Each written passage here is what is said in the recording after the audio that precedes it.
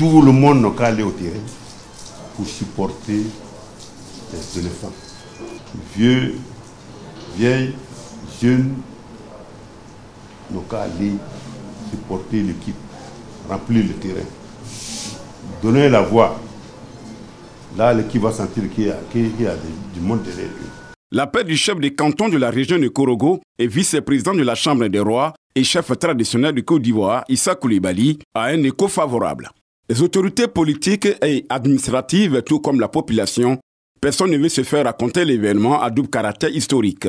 C'est avec un grand honneur que nous recevons donc l'équipe des éléphants pour leur premier match à Korogo, certes, mais premier match après le SAC. Donc nous sommes heureux d'être là, certes en tant que fils de la région, mais en même temps, comme vous le voyez, certains membres du gouvernement sont là. Et le Premier ministre nous a fait l'honneur de nous demander de le représenter. Nous sommes très heureux que ce match ait lieu à Korogo. C'est la première fois que les éléphants vont jouer sur le stade AGC et nous sommes très contents et très fiers. Après le coup de sifflet final, suite à la victoire étriquée des éléphants face aux panthères du Gabon, ce sont des Ivoiriens satisfaits que l'on retrouve. Je crois qu'ils ont fait l'essentiel. On attendait un peu plus, mais ils ont fait l'essentiel. Félicitations. On ne peut pas venir à la terre natale du Poro, de Pelefolo Coulibaly, et puis perdre un match. On ne peut pas faire ça. Et vraiment, je suis tellement fier, je suis fier des éléphants qu'ils ont bien joué. Et 1-0, c'est pas mal. Les populations du Poro qui sont mobilisées comme un seul homme pour apporter leur soutien à l'équipe nationale. Bravo aux éléphants, bravo à la Côte d'Ivoire qui gagne. On a assisté à une très belle prestation de notre pays. Les joueurs se sont battus comme ils ont pu. On a pu marquer un but. On estime qu'on pouvait faire mieux. Il y avait beaucoup de systèmes encore à corriger. On pouvait faire mieux, mais on va se contenter de ce but-là puisqu'il nous ramène 3 points.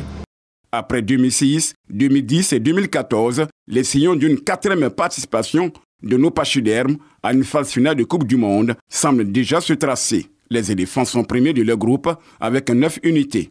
Pour leur première apparition en Côte d'Ivoire après la Coupe d'Afrique des Nations 2023, les éléphants avaient à cœur d'assurer et surtout d'honorer le statut de champion d'Afrique. Et ils l'ont démontré vendredi à Korogo devant les panthères du Gabon à l'occasion de la 3e journée des éliminatoires du Mondial 2026. Grâce à Seko Fofana, à la 36e minute, les poulains de Fayet et Mers sont parvenus à dompter les panthères jaunes et bleues.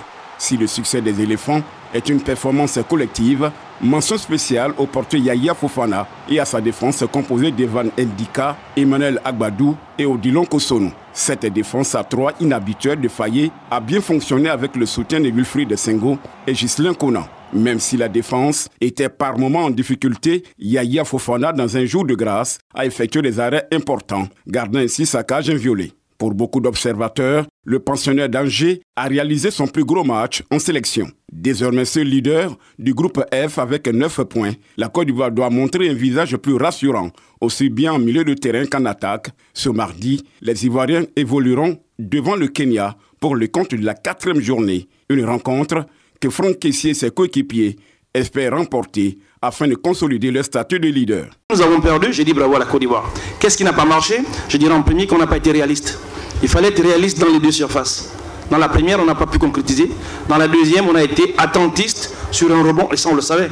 On savait que Seko, sur ses ballons, il attend, se met sur et fait l'ouverture. Donc on a manqué un peu de concentration, mais c'est le football. C'était important pour nous de gagner ce soir, on l'a fait. Maintenant, il reste encore 7 matchs. La route est encore longue. On n'a que 3 points d'avance.